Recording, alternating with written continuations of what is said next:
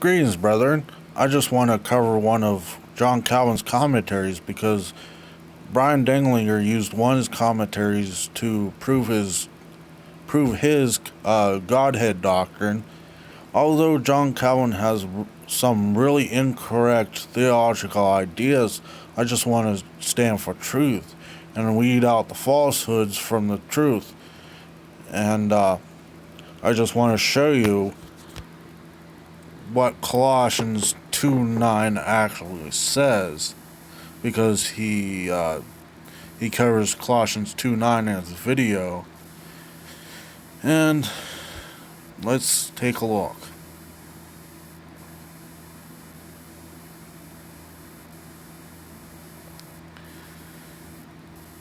So italics, for in him dwelleth.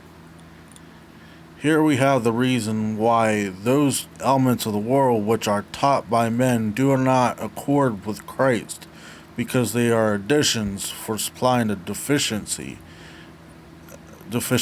as they speak. Now in Christ there is a perfection to which nothing can be added.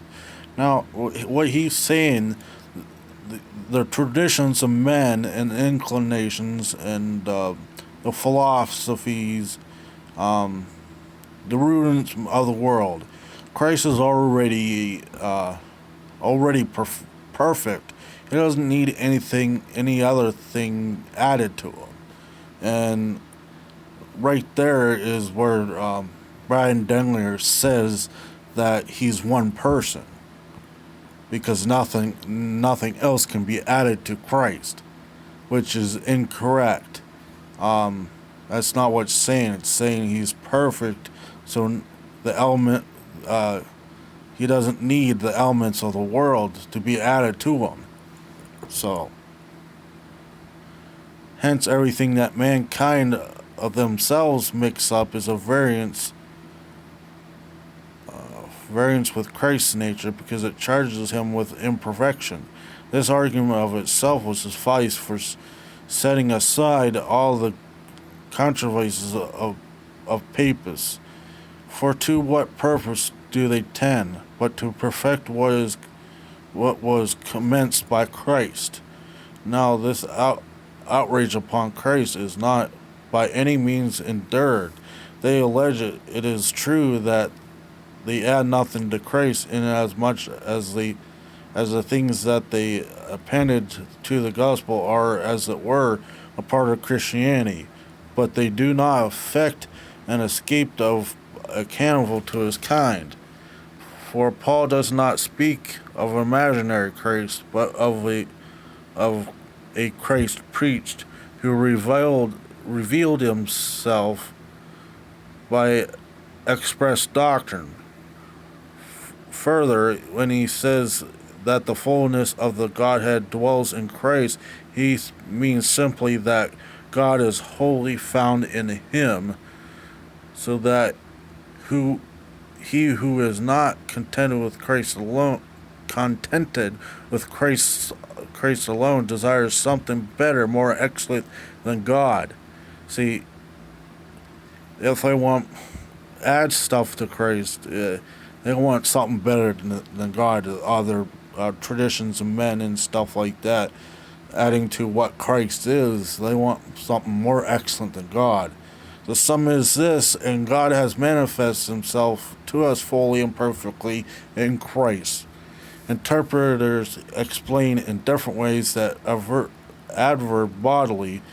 In my part, I have no doubt that it is employed not in a strict sense as means substantially, for he places this manifestation of God that we have in Christ to all others that have ever been made. For God has been manifested himself to men, but it has been only in part. In Christ, on the other hand, he communicates himself to us wholly. So we know God wholly through Christ. God communicates himself wholly through Christ. So we know God if we know Jesus Christ. He has also manifested himself to us otherwise, but it is in figures of power and grace. And Christ, on the other hand, he appeared to us essentially thus statement of John holds good. He hath the Son, hath the Father also. 1 John 2:23. For those who possess Christ have God truly present and enjoy him wholly. That's what he said for Colossians 2:9. Now, let's add in 1 John 5:7 and 7 through 8. Okay. Back up here.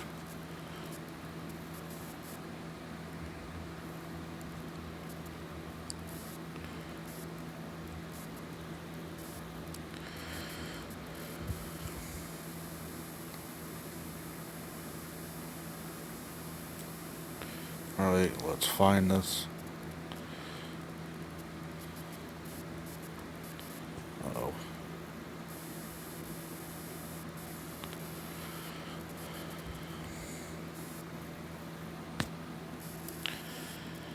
There are three that bear record in heaven. The whole of this verse has been by some omitted. Jerome thinks that it has been happened through design rather than through mistake, and that indeed only on the part of the Latins. But as even the Greek copies do not agree, I do not assert anything on the subject, since, however, the passage flows better when the clause is added, and I see that it is found in the best and most approved copies.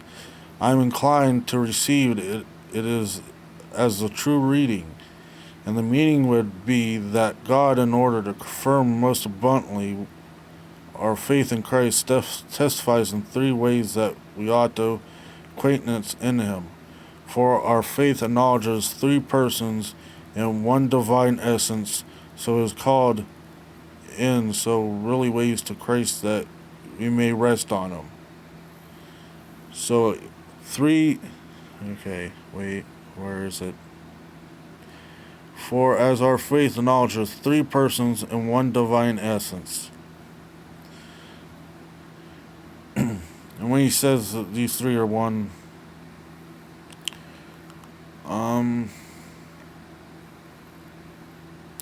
so he admits that there's three persons and one God, one divine essence. He admits that it's the correct reading, and he agrees, he believes in three persons and one God.